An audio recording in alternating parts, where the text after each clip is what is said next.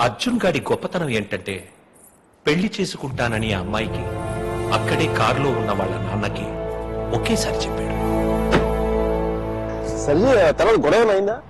అదంతా తెలియదు గానీ ఆ అమ్మాయిని కాలేజ్ మాన్పించి వేరే ఊరు పంపేశారు.